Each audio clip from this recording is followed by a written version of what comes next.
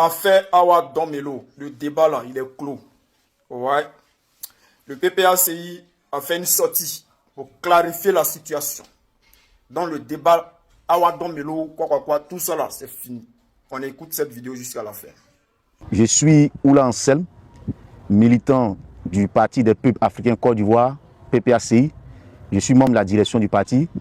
Je suis principalement le secrétaire national technique en charge de la mobilisation de la jeunesse militante. PPACI est un parti qui se porte bien, qui se porte très bien d'ailleurs.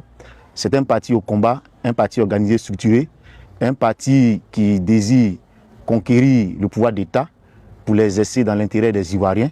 Et donc, avec à sa tête le président Laurent Gbagbo, nous sommes au travail et le parti fonctionne à merveille. À travers les réseaux sociaux, à travers les médias, vous voyez que chaque jour, au PPACI, ça bouillonne. Vous voyez les activités, présentement, où je suis en train de vous parler, des missions sont en cours sur l'ensemble du territoire ivoirien pour réunir le parrainage nécessaire requis pour la candidature de nos champions. Et donc, le parti fonctionne, nous travaillons, nous bougeons, nos militants sont actifs et vous pouvez l'attester. Puisque vous êtes un homme de médias, nous essayons de faire en sorte que les jeunes adhèrent au PPACI et nous essayons de faire en sorte que les jeunes au PPACI puissent servir le parti afin que le parti puisse atteindre ses objectifs. Nous sommes allés à un comité central. Et avant le comité central, nous avons appelé, nous militants, à la candidature du camarade président Laurent Gbagbo. Et au cours d'un comité central, le président a officiellement donné son accord pour porter notre maillot, pour porter le brassard, pour être notre candidat à l'élection présidentielle de 2025. À l'issue de ce comité central, nous avons convoqué, ou du moins le comité central a convoqué une convention qui s'est tenue en bonne et due forme le 10 mai 2024 à Sofitel de Cocody. Le camarade dont vous parlez a même appelé à la mobilisation. Il a appelé à la mobilisation autour de la candidature du président Gbagbo. Il a appelé à la mobilisation autour de la convention. Il a appelé à l'unité autour de la candidature du camarade président Gbagbo. Le parti se porte très bien, comme il a dit d'entrée de jeu, et nous sommes en train de réunir toutes les conditions nécessaires pour que la candidature du camarade président Gbagbo soit effective.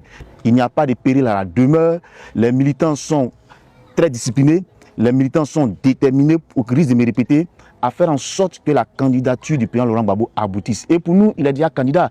Aujourd'hui, nous sommes en train de préparer tous les dossiers techniques qu'il faut. C'est à ça que nous travaillons. Le candidat du PPACI est bel et bien Laurent Gbagbo.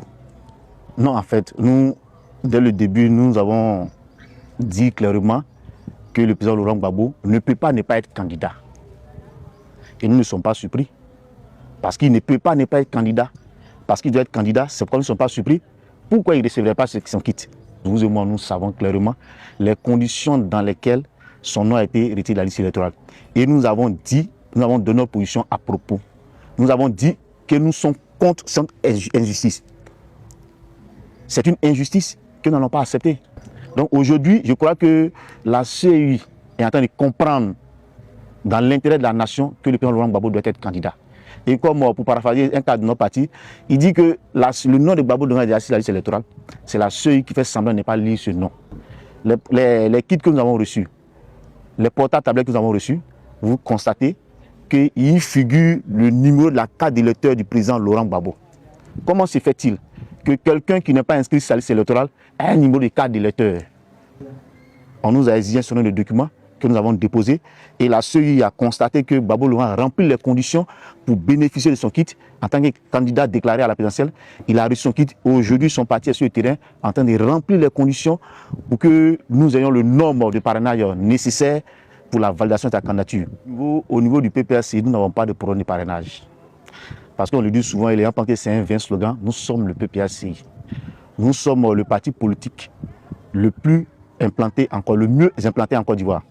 Nous sommes un parti politique représentatif.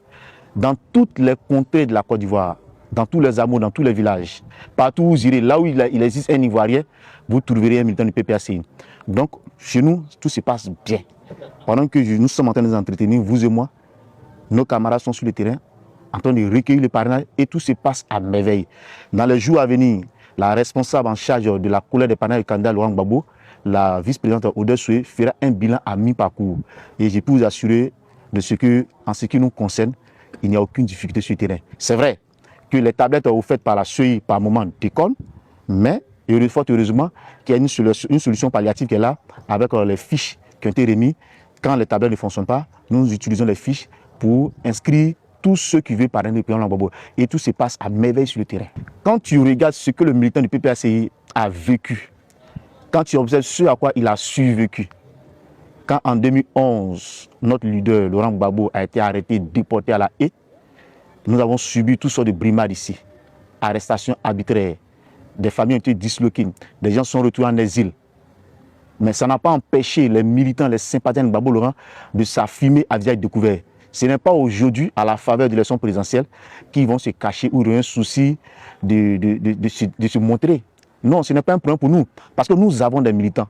Et je l'ai dit tantôt, nous sommes implantés partout et nos militants sont prêts à faire en sorte que notre candidat ne soit pas éliminé pour ce problème technique.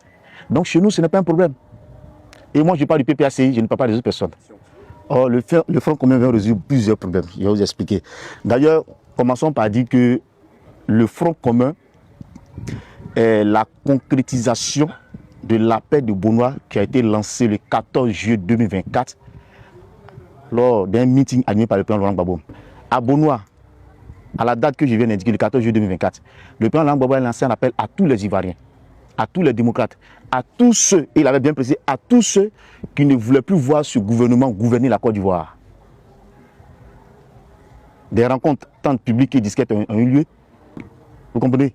Et aujourd'hui, ou du moins hier, le 16 juillet dernier, vous avez vu que nous avons abouti à la présentation des actes constitutifs et des organes du Front commun. Aujourd'hui, nous sommes avec le PDCI, nous sommes avec le GPS, nous sommes avec plusieurs personnalités politiques, nous sommes avec les artistes, nous sommes avec des Ivoiriens issus de toute classe sociale qui veulent que la situation change. Parce que le RADP a plongé ce pays dans la précarité à tous égards. Et aujourd'hui, quand on présente les actes constitutifs et les organes du Front commun, on ne peut pas dire que l'appel du président Laurent Gbagbo n'a pas été entendu. Mais l'appel a été entendu justement, c'est pourquoi sur l'ensemble du territoire national, les organes du Front commun sont en train d'être installés dans tous les districts, dans toutes les régions, dans toutes les préfectures, sous-préfectures de Côte d'Ivoire. Nous allons même aller dans les villages. Et ce sont des comités paritaires qui s'y installent. Donc le Front commun est né. Il est né parce que les problèmes existent. Et ces problèmes-là, nous les connaissons tous. Premièrement, nous disons non au 4e mandat. Parce que le 4e mandat, il est anticonstitutionnel. Nous n'allons pas l'accepter. Et là-dessus, il ne faudrait pas que les gens se méprennent sur notre détermination. Il ne faudrait pas que les gens pensent que nous sommes des faiblards. Nous aimons la Côte d'Ivoire, c'est pourquoi nous parlons, nous avertissons. Mais quand il faudra prendre ses responsabilités pour sauver la patrie, nous le ferons. Nous le ferons en toute conscience et en toute tranquillité. Deuxièmement, nous voulons des élections justes, transparentes et inclusives. Au nom de quoi? Celui qui est inéligible veut être éligible et faire de ceux qui sont éligibles des personnes inéligibles. Nous ne pouvons l'accepter et ça ne passera pas. À côté de cela, il y a également la question de la commission électorale indépendante, dite indépendante, la CEI. Cette CEI. Nous exigeons la recomposition de la CEI. Pour le moment, nous posons les pas qu'il faut poser. Nous faisons preuve de bonne foi. Nous montrons tout notre amour pour la patrie. Et nous interpellons, nous sensibilisons, nous parlons. Nous appelons les gens à venir pour qu'on parle de la situation de la Côte d'Ivoire. Mais nous disons que nous n'irons pas aux élections avec cette liste électorale-là. Personne ne peut nous dire qu'aujourd'hui, il n'y a pas le temps pour le faire. Si, il y a du temps. Mais je vous le dis, en 2015, la révision de la liste électorale a eu lieu du 25 juin au 24 juillet. Aujourd'hui, nous sommes dans le mois de juillet. En 2020, la révision de la liste électorale a eu lieu du 10 juin au 5 juillet 2020. Mais 3 mois après, les élections sont tenues. Comment est-ce qu'on peut nous dire, alors qu'en 2015 cela était possible, en 2020 cela était possible, comment est-ce qu'on peut nous dire qu'en 2025 cela n'est pas possible? Nous pouvons l'accepter. Et aujourd'hui, les gens veulent nous avoir à l'usure pour dire, bon, le temps imparti est court, le délai imparti est court, donc il faut aller. Non, nous n'accepterons pas. Quand nous faisons le parrainage, c'est pour dire que nous sommes prêts à ne pas boycotter ces élections. Nous sommes prêts à aller aux élections, mais nous continuons d'exiger que des conditions d'élections justes, transparentes, crédibles, inclusives soient réunies. Le président Laurent Gbagbo n'a pas fait appel exclusivement à Soro Guillaume. Le président Laurent Gbagbo a fait appel à tous les Ivoiriens, épris de justice, de démocratie et de paix. le président Laurent Gbagbo a fait appel à toutes les forces vives de la nation qui pensent que ce régime RADP est en train de plonger, ou du moins à plonger la Côte d'Ivoire dans le chaos. Et Soro Guillaume a répondu favorablement à l'appel. La question qu'on doit se poser, c'est pourquoi les autres qui se disent opposants ne répondent pas à l'appel. Pourquoi eux ne répondent-ils pas à cet appel? Sont-ils d'accord avec la gouvernance actuelle de la Côte d'Ivoire? Sont-ils d'accord avec la gestion actuelle du pays? Sont-ils d'accord avec la gestion actuelle des ressources de notre pays? Ils ont décidé de fonder des partis politiques. Ils ont fondé leur parti politique. Nous ne pouvons pas être contre cela. Au PPACI, ça ne nous gêne aucunement. Vous savez, Laurent Gbagbo s'est battu en Côte d'Ivoire pour la liberté d'expression. Laurent Gbagbo s'est battu pour le multipartisme et il ne peut pas se battre pour le multipartisme et empêcher certaines personnes de s'exprimer. Ils ont décidé de s'exprimer dans un cadre qu'ils ont choisi. Ce cadre, c'est leur parti politique et ils sont dans leur parti politique et ça ne nous gêne pas. Vraiment, il n'y a aucun commentaire là-dessus. La plupart des Ivoiriens, c'est la gestion calamiteuse du régime RADP. Charles Blé Goudé, quand il était encore à la CPI, a laissé entendre qu'il ne serait pas la honte de sa génération. Vous avez certainement entendu ça. Il disait, je ne serai pas la honte de ma génération. Aujourd'hui, quand il se retrouve lui seul face à son miroir, est-il en train de devenir la honte de sa génération? Il reviendra à lui seul de répondre à cette question. Soro Guillaume a constaté, ou du moins a fait le même constat que Laurent Gbagbo. Et il ne veut plus que ce régime soit là. Nous avons lancé un appel. Nous sommes heureux que cet appel ait été entendu par Soro Guillaume. Et nous continuons de dire à ceux qui sont encore là que les portes du Front commun restent ouvertes. Les portes de Trop c'est trop restent ouvertes. Ils peuvent venir, ils doivent venir pour que nous nous mettions ensemble. Il faut que les gens mettent de côté les égos. Il faut que les gens mettent de côté les questions personnelles. Hier, ce sont ces mêmes personnes qui disaient que le président Laurent Gbagbo refuse de réunir l'opposition. Et que le président Laurent Gbagbo serait incapable de réunir l'opposition. Aujourd'hui, le président Laurent Gbagbo lance un appel à la classe politique Côte d'Ivoire. Eux qui décriaient hier le président Laurent Gbagbo, qu'est-ce qu'ils font? Ils devaient être les premiers à venir. Ils devaient être les premiers à répondre à l'appel. Et donc, je pense que Soro Guillaume a bien vu, il a bien fait de répondre à l'appel. C'est ensemble que nous allons libérer la Côte d'Ivoire. Pas par les armes, mais par les moyens démocratiques. Le PPACI avait déjà lancé l'appel de Benoît et le PPACI était en train de travailler à la réalisation de l'appel de Benoît. Le PPACI est en train de donner un contenu à l'appel de Benoît. C'est entre-temps que des partis d'opposition sont réunis pour créer la CAP Côte d'Ivoire, la coalition pour l'alternance pacifique. Et donc, je crois que ce n'est pas un problème. Ce n'est pas un problème qu'il y ait plusieurs voix au sein de l'opposition. Ce n'est pas un problème que la CAP parle et que nous parlons de nos côtés. Ce qui est important, c'est de faire en sorte que le régime RADP ne soit plus aux affaires à l'issue de l'élection présidentielle de 2025, octobre 2025. C'est ça qui est important. Le moment viendra où forcément et la CAP et le Front commun se retrouveront, s'asseront pour discuter de la conduite finale à tenir.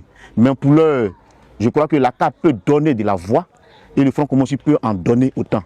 Ce n'est pas un problème. D'ailleurs, même c'est à l'avantage de l'opposition.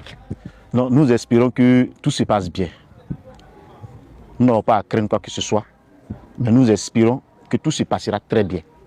C'est pourquoi nous continuons de tirer la sonnette d'alarme pour dire au régime en place qu'il faut que les Ivoiriens s'asseyent pour discuter. Il faut qu'ils se parlent. Il n'est pas encore tard. Et le président Laurent Gbagbo l'a fait à ses différents meetings. Il appelle à la discussion. Le Front commun appelle à la discussion. Et nous ne créons pas. Nous croyons qu'à un moment donné, la sagesse va habiter les actuels tenants du pouvoir et ils viendront à la table de discussion. Le PPACI ne va pas là où on l'a pas invité. C'est pourquoi justement on n'a pas vu le PPACI. Mais ce que je veux dire, c'est que c'est un début qui doit être amélioré. Parce que ce qu'on a vu, ce n'est pas ce que nous souhaitons. Ce n'est pas ce que nous souhaitons. C'est pourquoi je parle d'amélioration. Ça veut donc dire que le Saint-Esprit est en train de gagner le cœur des tenants du pouvoir. Ils comprennent que nous devons discuter, mais malheureusement, ils sont toujours dans une ruse. Ce que nous voulons et ce que nous exigeons, c'est un dialogue entre gouvernement et opposition. Nous ne voulons pas d'un dialogue entre partis politiques, parce que les décisions issues des discussions entre les partis politiques n'engagent pas le gouvernement. D'ailleurs, ceux de la délégation du RADP qui ont été rencontrés, les membres de la CAPSI, ils sont des ministres, ils sont membres du gouvernement. qu'est-ce que ça leur coûte de venir en tant que membre du gouvernement? Puisque eux-mêmes sont des membres du gouvernement, qu'est-ce que ça leur enlève de venir en tant que membre du gouvernement? Et donc nous continuons de dire qu'il faut un dialogue, le 6e dialogue politique entre le gouvernement et l'opposition, toute l'opposition politique et la société civile. Ce n'est pas de ce dialogue-là que nous voulons, mais nous voulons un dialogue entre le gouvernement et l'opposition. Dans ce pays, il a toujours existé des discussions. Depuis Félix Houphouët-Boigny a reçu son opposant historique, Laurent Gbagbo. Il l'a fait revenir des îles. Ils sont rencontrés, ils sont parlés. Le président Bédi avait organisé ici des dialogues avec l'opposition. Le président Laurent Gbagbo, on a vu le Forum de la Réconciliation nationale. On a vu tous les accords, comme nous avons parcouru le monde entier, à l'effet d'obtenir la paix pour l'organisation des élections d'octobre 2010. Qu'est-ce que ça coûte au pouvoir en place, qui hier a fait le premier dialogue, deuxième dialogue, troisième dialogue, quatrième dialogue, cinquième dialogue, de faire le 6e dialogue pour qu'une bonne fois pour toutes, les Ivoiriens se parlent et que de ce dialogue-là naissent des raisons fortes pour la stabilité du pays. Donc nous nous interrogeons, ces personnes font fausse route. Et je vous explique. Parce que quand le président Laurent Gbagbo a pris le pouvoir en 2000, en octobre 2000,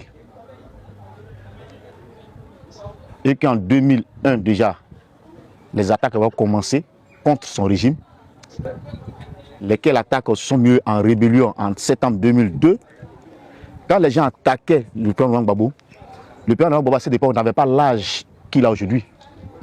Ça veut donc dire quoi? Ça veut donc dire que ce sont les idées de Gbagbo Laurent qu'ils ont attaquées. Ce n'est pas son âge qui a été attaqué. Ce sont les idées que Gbagbo Laurent porte, qu'il véhicule, qu'il incarne, qui ont été attaquées. Ce sont les idées de Gbagbo Laurent qui dérangent. Comprenez? C'est pourquoi aujourd'hui, parce que nous on dit que Gbagbo Laurent porte la vision. La vision et Gbagbo Laurent, les deux se confondent. Mais quand on a un homme de la dimension de Gbagbo Laurent, qui a pensé quelque chose, qui a conçu quelque chose, et qui a même de conduire cette vision, pourquoi voulez-vous qu'on le mette de côté pour prendre quelqu'un d'autre à qui on enseigne la vision, alors que le concepteur de la vision est là? Nous avons besoin de Laurent Gbagbo. Et je précise que d'ailleurs, c'est nous, militants du PPACI, qui avons demandé à Gbagbo Laurent d'être notre candidat. Gbagbo Laurent n'est pas venu nous dire qui veut être notre candidat. Nous l'avons demandé d'être notre candidat parce que nous l'avons vu comme la seule personne, pour l'instant, l'unique personne capable de nous rassembler et de faire en sorte que le combat de souveraineté, le combat pour le panafricanisme, le combat pour la dignité de l'homme humain puisse être effectif en Côte d'Ivoire. C'est nous qui l'avons choisi. Et aujourd'hui, nous sommes heureux, nous sommes fiers qu'il ait répondu favorablement à notre appel. Nous nous disons merci. Il le fait pour nous. Il le fait pour la postérité. Il le fait pour nous qui sommes ses enfants. Il le fait pour la Côte d'Ivoire de demain. Vous savez, l'action politique vise à améliorer la situation humaine. Objectivement parlant, quand vous regardez les populations ivoiriennes, ne sentez-vous pas la misère? Ne sentez-vous pas que les Ivoiriens ne sont pas heureux?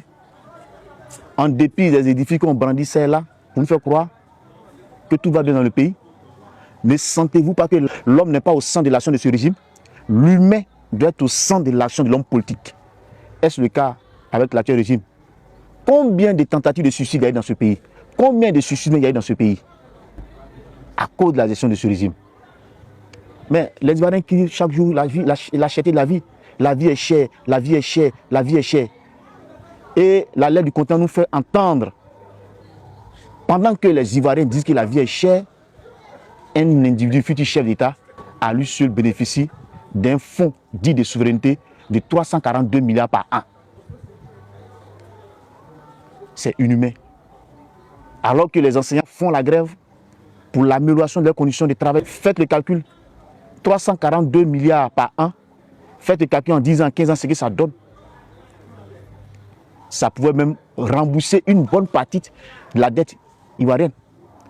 Qu'ont-ils fait de cette dette? Qu'ont-ils fait de tout cet argent amassé? Vous voyez, c'est ici en Côte d'Ivoire, on parle de blanchiment d'argent. Vous voyez tous ces rapports de l'Union européenne chaque matin, midi, soir qui parlent de la Côte d'Ivoire. Et donc c'est un bilan calamiteux. Le bilan, il n'est pas bon Et c'est d'ailleurs pourquoi que le PPACI se bat pour redonner espoir aux Ivoiriens. C'est pour ça que le PPACI se bat pour que les conditions de vie des Ivoiriens changent, pour que les Ivoiriens renouent avec l'épanouissement. C'est pourquoi nous nous battons pour que Gbagbo Laurent vienne au pouvoir pour remettre à l'endroit ce qui a été mis à l'envers. Vous allez le voir déployer dans les jours à venir. Je ne vous donnerai pas de date, il ne revient pas à moi d'en parler, mais je puis simplement vous dire que ce mouvement s'organise et a même terminé son organisation. Dans les jours à venir, si le régime RHDP s'obstine à ne pas créer les conditions d'élections justes et transparentes en Côte d'Ivoire, si le régime RHDP s'obstine à vouloir violer la constitution de la Côte d'Ivoire en faisant de Ouattara candidat pour la 4e fois, vous verrez le mouvement trop c'est trop. Et tout est fin prêt, le mouvement est prêt. Et nous sommes là, nous observons. Et je le dis, nous continuons d'interpeller, nous continuons de sensibiliser, nous continuons d'alerter pour dire la Côte d'Ivoire nous appartient à nous tous. Elle ne saurait être la propriété privée de qui que ce soit. Asseyons-nous et discutons. Mon mot de fin, évidemment, en ma qualité de militant de PPACI, je voudrais lancer un appel aux Ivoiriens. Dire aux Ivoiriens que Gbagbo Laurent pour lequel ils ont prié, Gbagbo Laurent pour lequel ils ont gêné, Gbagbo Laurent pour lequel ils ont dû consentir à d'énormes sacrifices, ce Gbagbo Laurent est revenu au relais de sa victoire à la CPI. Ce Gbagbo Laurent est prêt à aller au combat. Ce Gbagbo Laurent s'est déclaré lui-même comme étant un soldat mobilisé, notre soldat mobilisé. Ce Gbagbo Laurent est candidat. Il faut que les Ivoiriens se mobilisent autour de sa candidature. Il faut que les Ivoiriens fassent la candidature de Gbagbo Laurent leur affaire personnelle. Et parce qu'ils connaissent Gbagbo Laurent le connaît. Et avec Gbagbo Laurent, la joie va revenir dans le cœur des Ivoiriens.